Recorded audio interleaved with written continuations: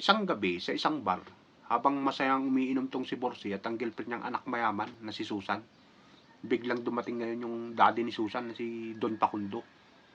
Ilang beses ko bang sasabihin sa'yo na hiwalay mo ang aking anak? Sabi ni Don Pakundo ngayon. Sabay tayo naman si Borsi.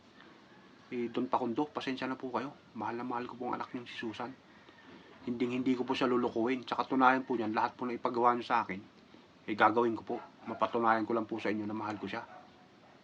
Ganun na. Sige nga, patunayan mo nga sa akin na isa kang lalaki. Umihi ka dyan sa harapan ng bartender na yan. Ngayon, pagka hindi nagalit yung bartender at hindi ka binugbog ng mga bouncer dito, sige, papayagan na kita mapangasawa mo, ang aking anak. At bibigyan din kita ng kalahati ng aking mga negosyo. Bibigyan din kita ng kondominium at mga sasakyan. Kaya lang, pagka ginulpi ka ng mga bouncer dito at namatay ka, bakala ka sa buhay mo. Sabi ni Don Pakundo ngayon. Babe, sigurado ka ba sa gagawin mo? Sabi naman ni Susan na may pag-aalala. Babe, huwag kang mag-alala. Kayang-kaya ko to. Sabay lapit si Borsi ngayon sa bartender na ang pangalan naman ay Eduardo. Boss, gusto mo bang magpustahan tayo? Ano naman pagpupustahan natin? Sabi ni Eduardo ngayon. Iihian ko yung shot glass mo dyan sa table. Ilapag mo dyan.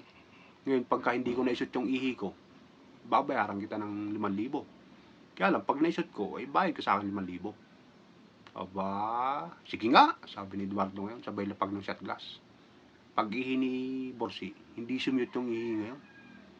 Paano yan? Talo ka, bayad ka ngayon ng 5,000. Palihim na inabot ni Borsi ngayon yung 5,000 kay Eduardo. Sabay tawa si Eduardo ngayon. Uy, ba't nakangiti ka pa rin? Ipatalo ka 5,000. Nilingon naman ni Borsi si Susan. Sabay kindat.